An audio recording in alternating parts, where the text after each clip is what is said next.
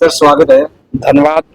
किन मुद्दों को लेकर के आज प्रदर्शन किया, ज्ञापन दिया? देखिए, हरियाणा के अंदर जो ओबीसी वर्ग के साथ, दलित वर्ग के साथ जो एचपीएससी भेदभाव कर रही है और जो विशेषकर ओबीसी वर्ग के बच्चे हैं जिनका सर्टिफिकेट नहीं मान रही और गलत नियम बनाकर जो एचपीएससी के चेयरमैन आलोक कुमार हैं वो जानबूझकर जो आरक्षित पद हैं उनसे हरियाणा के युवा और युवतियों को बाहर कर कर उनके साथ जो अन्याय कर रहे हैं उसके खिलाफ है। और जो हमारे एचपीएससी से सेलेक्ट हुए विभिन्न विषयों में जो हमारे युवा अभ्यर्थी हैं जो पंचकुला के अंदर धरने पर बैठे हुए हैं उनके समर्थन के अंदर हमने आज ज्ञापन दिया है कि भाई इनकी मांगे मानी जाए और इनको तत्काल नियुक्ति पत्र दिए जाएं। और मुख्यमंत्री से हमारा आग्रह है, वो स्वयं पिछड़ी जाति के हैं, क्या तो वो त्याग पत्र दे दे या घोषित कर देंगे मैं पिछड़ा वर्ग का नहीं हूँ। जब आप वोट पिछड़े वर्ग की मांगते हो और जब समय आता है पिछड़े वर्ग के अधिकारों की रक्षा का, उस समय आप भाग जाते हो। और आलोक कुमार को तत्काल एचपीएससी के चेयरमैन पद से हटाया जाए और उसके खिलाफ मुकदमे दर्ज किए जाएं कि वो हरियाणा के युवाओं को प्रताड़ित क्यों कर रहे हैं। स्वागत है सर। धन्यवाद। क्या कहना चाहेंगे सर आप? अभी विद्रोही जी ने बड़े विस्तार से बताई और वो हमारी पीड़ा को समझ नहीं रहे। वैसे तो इस देश के हैं, देश बिहार कोई दूसरे देश में नहीं है। बाकी हरियाणा की युवाओं की पीड़ा को समझे। अंधेर नगरी चौपट राजा, कुछ 20 दिन का आपके पास ओबीसी का सर्टिफिकेट नहीं, इसलिए आपको कोर्टों में धक्के खाने के लिए मजबूर कर रखे हैं। हाई कोर्ट में बहन जी आपने डाल रखी, हाई कोर्ट में 2 साल से लोग धक्के खा रहे हैं। आज इस 45 डिग्री टेम्परेचर में ना केवल यहाँ पूरे हरियाणा प्रदेश में जगह जगह प्रदर्शन कर रहे हैं। और अंग्रेजों के राज में भी ऐसा नहीं था कि हमारे को अपने विचार कम से कम रख सकते थे, चाहे वो महात्मा गांधी जी हो, चाहे सुभाष चंद्र बोस हो, चाहे अनेक वीर शहीद हो, सेनानी हो, जिन्होंने उस टाइम अंग्रेजी हुकूमत के खिलाफ लड़ाई लड़ी, उनको भी ऐसे पुलिस डंडे नहीं मारती थी जिस तरह से इनके साथ जो अत्याचार हो रहा है। और निश्चित तौर पे वो हमारी सरकार जो कहते हैं कि ओबीसी की मुख्यमंत्री है, अगर ये भी नहीं करेंगे तो कौन करेंगे? गांव के रहने वाले हैं, गरीब के बच्चे हैं और सारी बातों को समझते हैं, युवा हैं, तो कौन हमारी पीड़ा को समझेगा? मैं विद्रोही जी की बात का समर्थन करता हूं। अगर आप में काबिलियत नहीं है तो उनको हटाइए, नहीं तो आप अपना फैसला खुद करिए। धन्यवाद। स्वागत है सर। धन्यवाद सर। क्या कहना चाहेंगे सर? आज का जो ये हमारा प्रदर्शन है 3 मुद्दों को लेकर के है। एक मुद्दा तो है कि जो एचपीएससी ने, हरियाणा सरकार है नहीं, एचपीएससी ने जो 35 जो क्राइटेरिया बनाया है उसको तुरंत प्रभाव से हटाया जाए, क्योंकि इसमें हमारे बहुत से बच्चे प्रभावित हो रहे हैं। दूसरा, हमारा जो कैटेगरी सर्टिफिकेट की बात है और जो उन्होंने एक टेंटेटिव डेट के लिए मांगा है उसको खत्म करके इसकी सीमा जो ना 1 फाइनेंशियल ईयर की होनी चाहिए। तो अगर कोई बच्चा 1 फाइनेंशियल में कभी भी 1 अप्रैल से लेकर के 31 मार्च का सर्टिफिकेट देता है तो वैलिड होना चाहिए। और तीसरी मांग है, क्योंकि इसमें हम ही प्रभावित नहीं है, सिर्फ एससी और बीसी प्रभावित नहीं है, इसमें हरियाणा का आम युवा भी प्रभावित है। उन्होंने ईडब्ल्यूएस के और ओपन कैटेगरी की भी काफी पोस्टों खाली छोड़ रखा है और बाहर के बच्चों को 70% बच्चे बाहर के जो ना लिए जा रहे हैं, इसकी एक लिमिट होनी चाहिए 10% की, 15% की, 5% की। उस लिमिट से बाहर के बच्चे ना लिए जाएं, ये हमारी मांग है और इसी मांग को लेकर के आज हमने ये प्रदर्शन किया है। एचपीएससी की क्या मंशा है, ऐसा क्यों करती?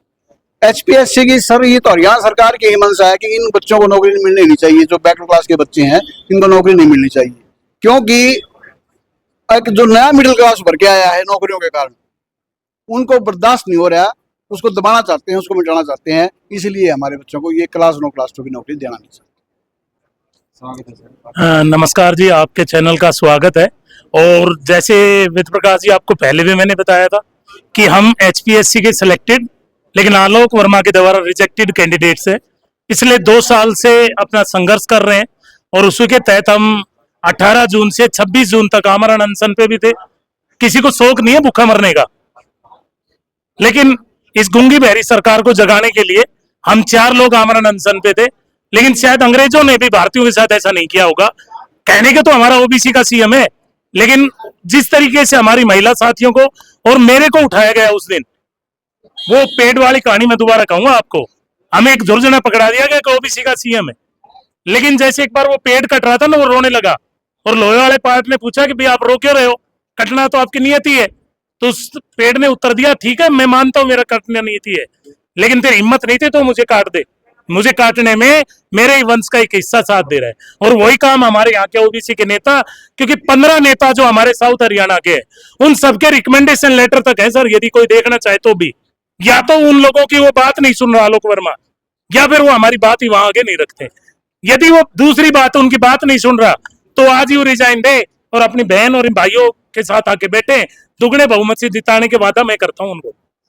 सर आप वादा करते हो लेकिन पब्लिक भी धोखा दी जाती है। रघु यादव ने दक्षिण हरियाणा के पानी के लिए रिजाइन दिया था, आज तक दोबारा रघु यादव को मौका नहीं दिया। सर मैं बताया ना कि भाई, मैं अभी भी आपको संबोधित कर बता रहा था कि 1989 में हमारे से बहुत बड़ी गलती हुई थी, और वही गलती शायद हम पिछले 2 चुनाव से या रेवाड़ी में करते जा रहे।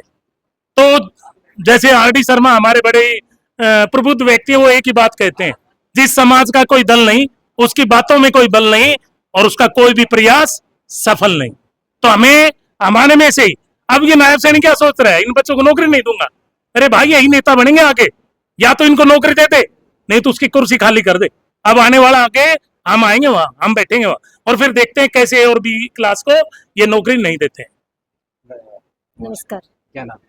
डॉक्टर सुमन यादव, कहाँ से? महेंद्रगढ़ डिस्ट्रिक्ट हरियाणा। क्या कहना चाहेंगे आज आप लोग? सर अभी जो एचपीएससी कर रही है उसको मैं एक उदाहरण से समझाना चाहूंगी कि कितनी चीजें गलत हो रही है। एक एस्पिरेंट है पीजीटी मैथ्स में, उसका सर्टिफिकेट रात को 10 बजे बना और अगले दिन हमारी पोस्ट आ गई थी, रिक्रूटमेंट आ गई थी। अगले दिन उसने फॉर्म भरा रात को 10 बजे बने हुए सर्टिफिकेट से। फिर उसके बाद रिजल्ट आया, रिजेक्शन आई, तो हम एचपीएससी मिलने गए वहाँ। तो एचपीएससी का चेयरमैन कहता कि आपका सर्टिफिकेट 2 घंटे पुराना है, रात को 10 बजे बना है, 12 बजे बाद बनना चाहिए था। तो ऐसा कभी होता है कि 2 घंटे में आप या तो आपकी जाति बदल गई, या फिर मान लो क्रीमिलेयर नॉन क्रीमिलेयर का मुद्दा है, तो आप 2 घंटे में इतने अमीर हो गए कि क्रीमिलेयर बन गए, या 2 घंटे पहले आप नॉन क्रीमिलेयर थे। तो ऐसे बहुत सारी चीजें जो बहुत गलत हो रही है सर। तो नायब सैनी सरकार से मैं यही आग्रह करती हूँ कि जो भी गलत हो रहा है युवाओं के साथ, हरियाणा में विद्यार्थियों के साथ, उस पर गौर किया जाए और इन समस्याओं का समाधान किया जाए। नमस्कार सभी को नमस्कार। किन मुद्दों को लेकर के आज ज्ञापन किया? आज जो ज्ञापन दिया गया है, तो एचपीएससी के साथ जो हमारे बच्चे जो कर रही है, अन्याय कर रही है, उस बात को लेके हमने ज्ञापन किया है। और मैं आपके चैनल के माध्यम से यह कहना चाहता हूँ कि हमारी जो बेटियां, देखो बेटी बचाओ बेटी पढ़ाओ का भी नारा देते हैं, सब चीजें चलती है, लेकिन जब बेटियां पढ़ भी जाती है और आगे जब आने के लिए निकलती है, तो उनको मात्र एक जाति प्रमाण पत्र के लिए उनको बाहर निकाल दिया जाता है। आज अगर इसी तरह अन्याय चलता रहा, तो मैं भारतीय जनता पार्टी को भी ये बोलना चाहता हूँ कि इस तरह का अगर न्याय चलता रहे ओबीसी समाज के लिए, तो आने वाले समय में शायद इसका खामियाजा बीजेपी सरकार को भी भुगतना पड़ेगा। हम बीजेपी का विरोध नहीं करते, लेकिन जहां तक भी जो है हमारे बच्चे जब एक मरण आमरण अनशन पर बैठे हैं, वहां पर उनकी कोई सुनने वाला नहीं है। रात के समय 11:30 बजे पुलिस प्रशासन आता है, उनको टेंट तंबुओं को उठा के फेंक देता है, और उन बच्चों को किसी को हॉस्पिटलाइज करते हैं, किसी को 200 किलोमीटर दूर छोड़ते हैं, किसी को 100 किलोमीटर दूर छोड़ते हैं। तो मैं ये कहता हूँ इस तरह की गलतियां ना की जाए, ये सरकार को आने वाले समय में भारी पड़ेगी। इसी के साथ जय भारत, जय श्री कृष्ण। सरकार की जो नीति है 35% वाली, वो न्याय संगत नहीं है। एचपीएससी को कोई अख्तियारात नहीं है कि वो 35% का एक लिमिट लगा दे, या तो हरियाणा की विधानसभा एक एक्ट पास करे और सारे हरियाणा में वो लागू हो, हर सब्जेक्ट में लागू हो और हर कमीशन में लागू हो। एचपीएससी में वही लागू होना चाहिए। ये हरियाणा पब्लिक सर्विस कमीशन का अपना बनाया हुआ एक नियम है, और नियम जो है वो सेकेंडरी होता है। विधानसभा या पार्लियामेंट में बनाया हुआ एक्ट वो सुप्रीम होता है। ये तो 35% का जो बच्चों को निकालने का तरीका है, ये न्याय संगत नहीं है। ये घोर जो है बच्चों के साथ अपराध है, और इनके खिलाफ अपराधी मामला दर्ज करके एचपीएससी का चेयरमैन के खिलाफ और मेंबरान के खिलाफ और सेक्रेटरी के खिलाफ, और तब जो है ये, क्योंकि जो न्याय संगति बात नहीं है, संविधान सम्मत नहीं है, तो जो संविधान सम्मत नहीं है वो चीज जो है बिल्कुल जाति है, और उस जाति के खिलाफ जो है हरियाणा कब जागेगा? जिस दिन जागेगा उसी दिन ये लोग अपने घर चले जाएंगे। इसलिए इन कैंडिडेट्स के साथ न्याय होनी चाहिए, पूरे हरियाणा की मांग है।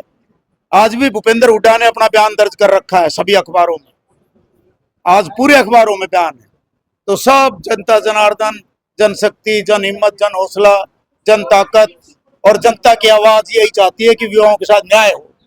ये अपराध तंत्र नहीं चलेगा, चाहे वो वर्मा जी का हो और चाहे सैनी साहब का हो।